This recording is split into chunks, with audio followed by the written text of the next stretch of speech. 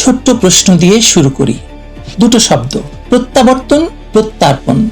বাংলায় দুটো দেখতে প্রায় একই রকম, শুনতেও একই রকম, কিন্তু রাজনীতিতে এই দুটো শব্দের পার্থক্য আকাশ আর পাতালের। প্রত্যাবর্তন মানে একজন মানুষকে নিজের ইচ্ছায়, নিজের মর্যাদায়, নিজের পায়ে হেঁটে ফিরে আসা। প্রত্যার্পণ মানে একজনকে হাতকড়া পরিয়ে, অপমান করে একটা দেশ আরেকটা দেশের কাছে তুলে দেয়।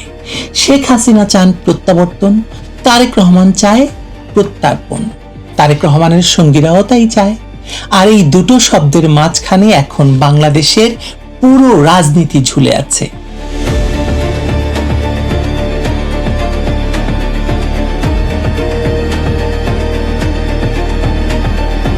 রয়টার্সকে দেওয়া সাক্ষাৎকারে শেখ হাসিনা ঘোষণা দিলেন ডিসেম্বরে ফিরবেন, আওয়ামী লীগের জ্যেষ্ঠ নেতাদের নিয়েই ফিরবেন, স্বেচ্ছায় আদালতে আত্মসমর্পণ করবেন।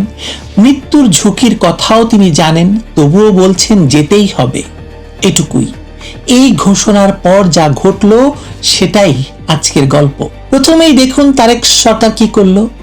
রয়টার্সের সাক্ষাৎকার প্রকাশ হওয়ার সাথে সাথে সচিবালয়ে ডাকা হলো সংবাদ সম্মেলন। তারেক রহমানের তথ্য এবং সম্প্রচার উপদেষ্টা ডাক্তার জাহেদুর রহমান সাংবাদিকদের সামনে দাঁড়িয়ে বললেন, বাংলাদেশের গণমাধ্যম শেখ হাসিনার কোনো বক্তব্য প্রচার করতে পারবে না, আদালতের নিষেধাজ্ঞা আছে।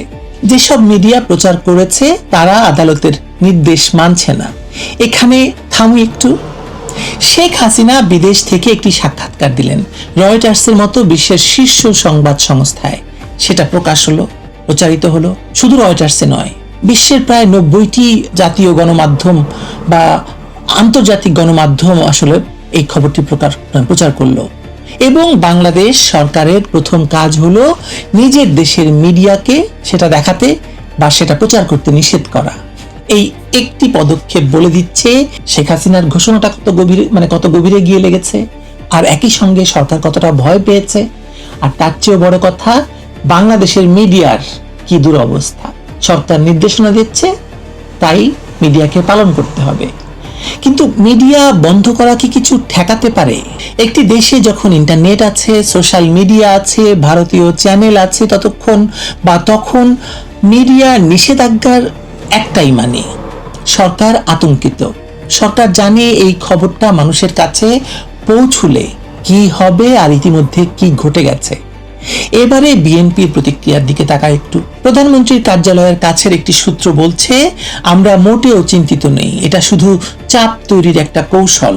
পত্রিকায় পড়েছি আমি। এই বাক্যটা পড়ুন আরেকবার। একজন মানুষ বিদেশে বসে বলছেন মৃত্যুর ঝুঁকি নিয়ে দেশে ফিরবেন, আর সরকার বলছে আমরা চিন্তিত নই। তাহলে মিডিয়া বন্ধ করছেন কেন? মিডিয়া তার বক্তব্য প্রচার থামাচ্ছেন কেন? চিন্তিত না হলে সংবাদ সম্মেলন ডাকছেন কেন? চিন্তিত মানুষই এত তাড়াতাড়ি প্রতিক্রিয়া দেখায়। নির্ভয় মানুষ বা যার কোনো ভয় নেই সেরকম মানুষ বা দল চুপ থাকে, এড়িয়ে যায়। এবার জামায়াতের দিকে তাকাই। জামায়াতের নেতা এটিএম আজহারুল ইসলাম, ভুলে যাবেন না, যুদ্ধাপরাধের দায়ে ফাঁসির দণ্ডপ্রাপ্ত আসামি। শেখ হাসিনার সময় তিনি ফাঁসির দণ্ডপ্রাপ্ত হয়েছিলেন। তারেক রহমান বা ইউনূসের আমলে তিনি ছাড়া পেয়ে সাংসদ নির্বাচিত হয়েছেন। তিনি প্রশ্ন তুললেন এক অদ্ভুত জায়গা থেকে। বিএনপি যখন সংসদে জামায়াত নিষিদ্ধ করার দাবি তুলল, তখন জামায়াতের পাল্টা প্রশ্ন হলো, জামায়াত নিষিদ্ধ হলে সেই শূন্যস্থান কে পূরণ করবে?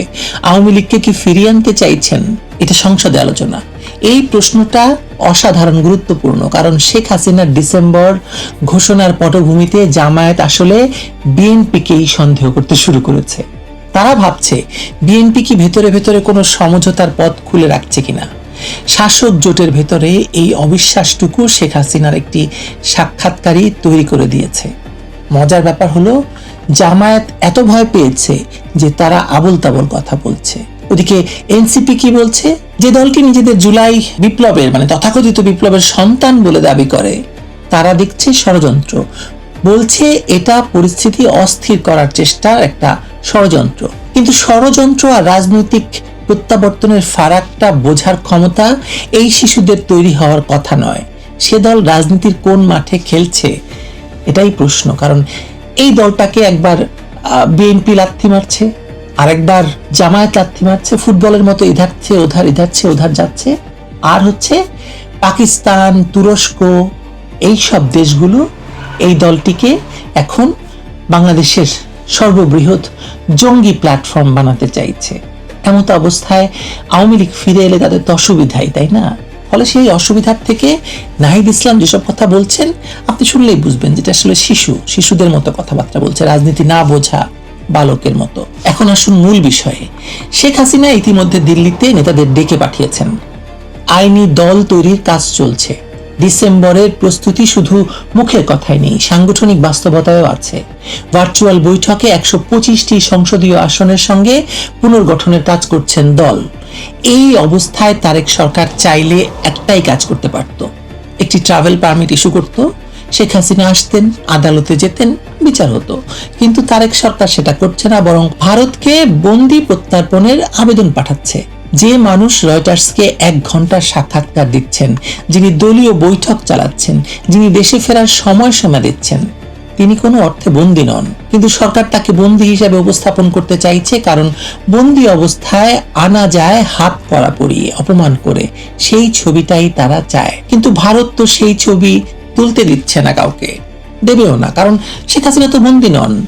আর ভারত তো জানে যে মৃত্যুদণ্ডপ্রাপ্ত একজন রাজনৈতিক নেতাকে এই পরিস্থিতিতে হস্তান্তর করলে নৈতিক, আইনি এবং কূটনৈতিক মূল্য তাকে চোকাতে হবে বহু বছর ধরে। ভারতে এর আগে তিব্বতের ধর্মীয় নেতা দালাই লামা আশ্রয় নিয়েছেন নিরাপত্তার কারণে, মালদ্বীপের রাজনৈতিক নেতা আশ্রয় নিয়েছেন।